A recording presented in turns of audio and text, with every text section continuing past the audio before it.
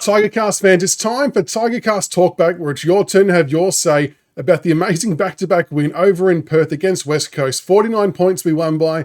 Pretty extraordinary scenes, to be honest, with the way we played. That third quarter, 8 goals. Jeez, did not see that coming at all. But we've put the call out there, and a few people have sent through some voicemail messages. So let's see what the Tigercast audience has to say about the win against West Coast. First up, we have Anonymous. Hello, Michaels. Ballarat Tiger here. Wow, that chase down from Morris Rioli, maybe the best single act of play I've seen in 2025. Absolutely brilliant. Go Tigers. Hard to deny that. It was pretty inspiring. I love seeing the montages of the tackle with the different commentaries from the radio and the TV and things like that. He was quite literally like Superman, wasn't he? I think we mentioned it on the Monday night show, but you see those types of chases happen often across the season, but typically the guy with the ball kicks it in the last 5 steps and nothing ever eventuates of it. Very rarely do you actually see the chaser actually be able to execute a tackle to that magnitude, and it turned the game on its head completely. Talk about momentum shifts.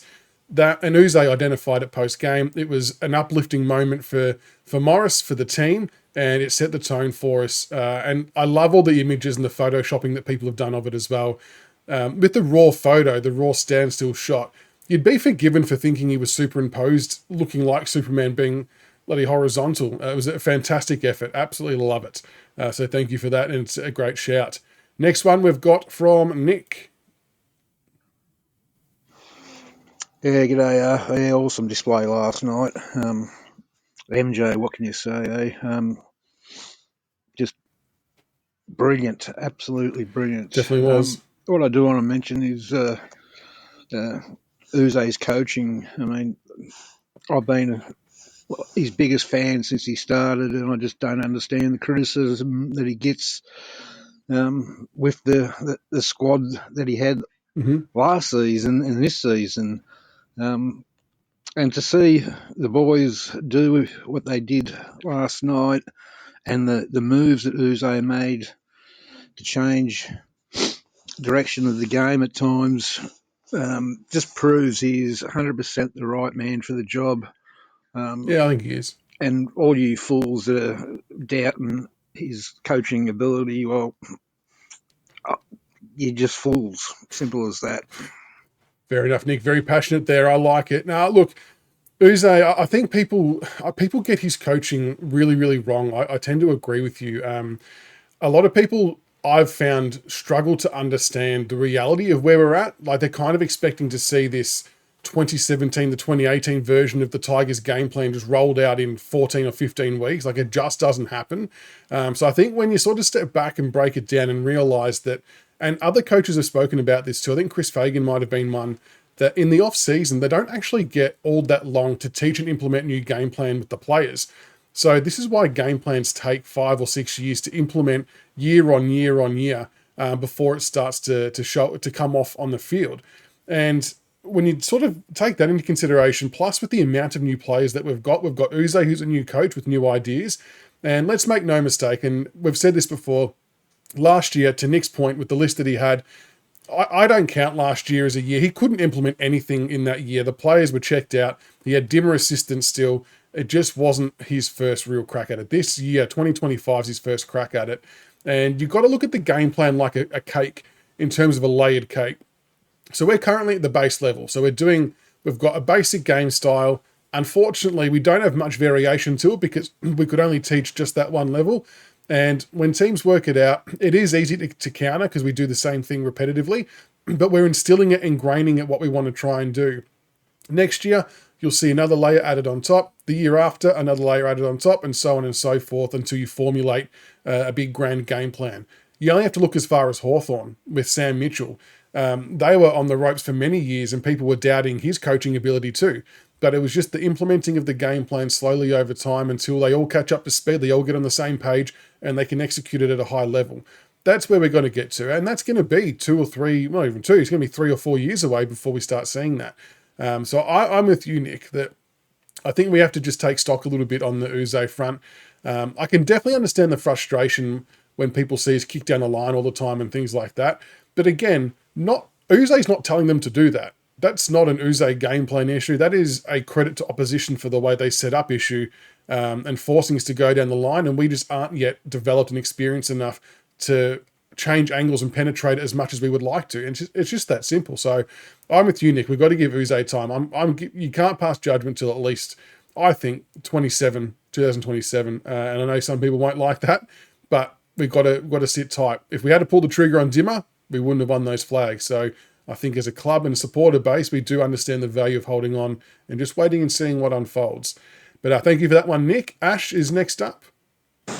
So many positives out of last night's game. Maurice Rioli's tackle at the start of the game, I believe that turned the momentum in our favour. 100%. We looked a bit flat early days, and after that, we were a different team, which was really good. Jonty Fall, it was good to see him get reward for effort. Yep. Getting a couple of goals will hopefully boost his confidence.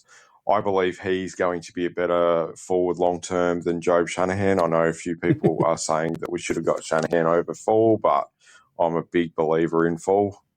Hitting the 100 points was awesome. Hopefully the kids take a lot of encouragement out of that going into the back end of the year and obviously into pre-season.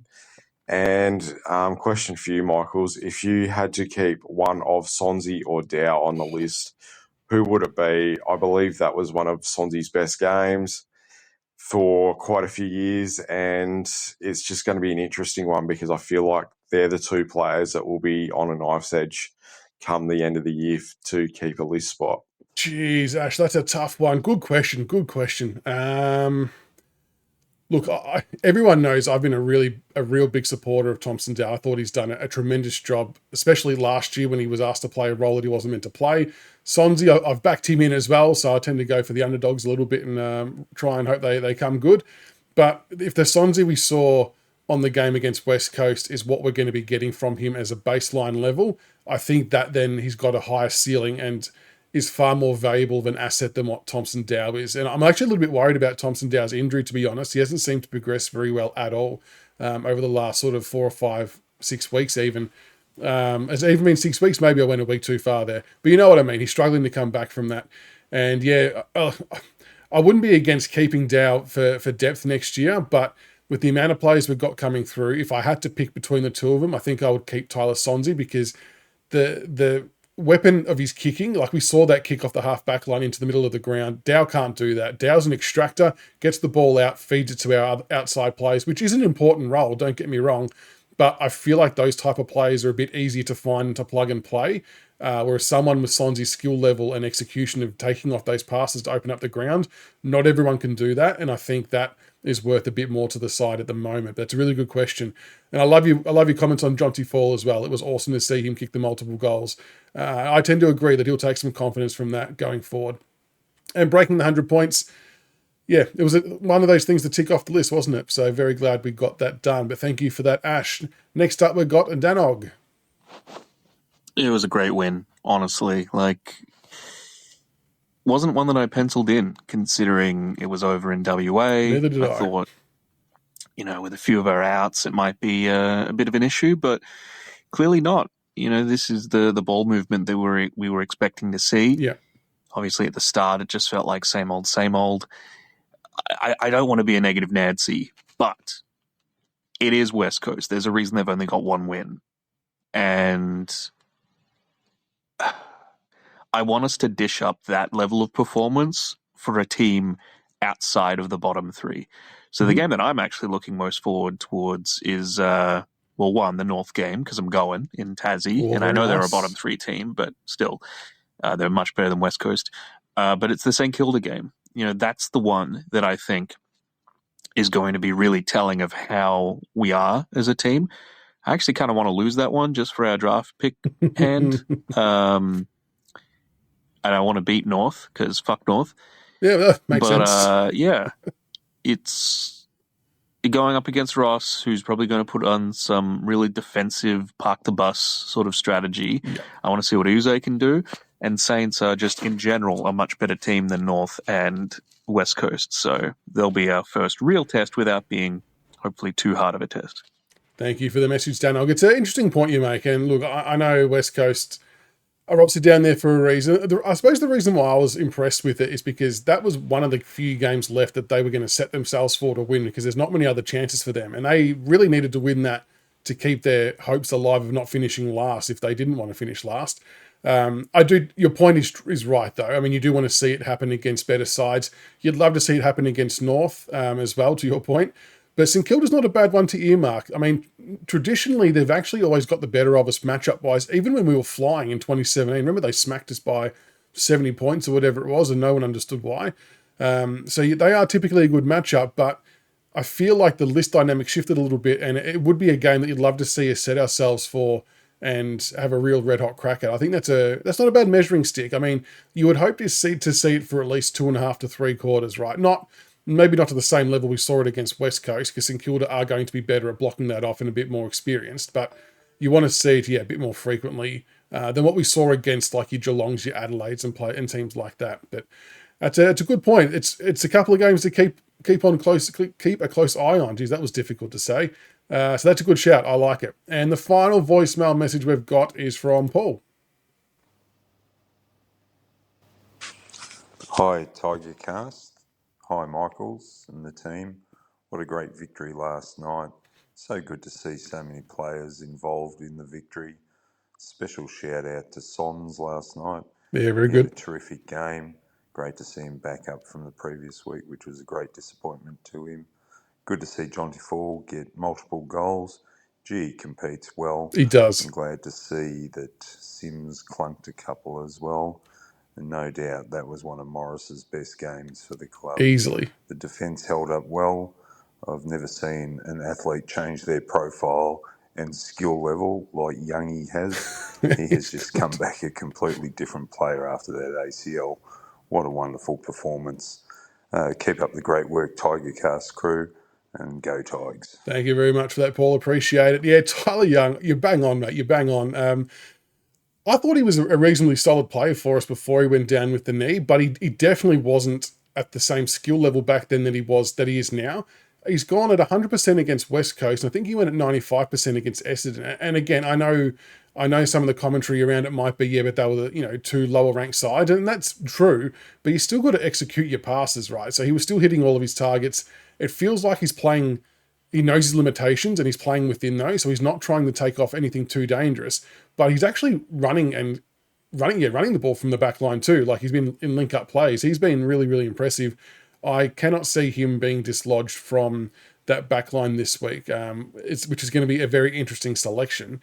And Sonzi, I agree. I was pumped for him. It's no secret I've been hoping really hard that he would put it together, because he does have a lot of good weapons that will benefit a side at AFL level.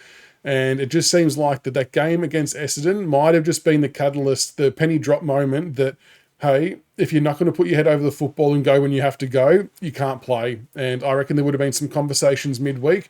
Maybe Sonzi just wanted that one more chance to show he can do it.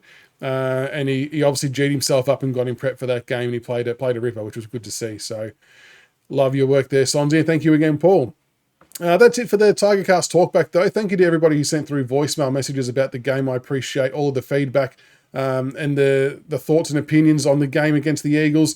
We'll do it all again next week against the Magpies. So if you do see the link pop up to leave a voicemail message on whatever the topic may be, send it through at any time, and we'll make sure we build it into a video, because we love hearing from the listeners on all things Richmond. So until the next one, go Tigers.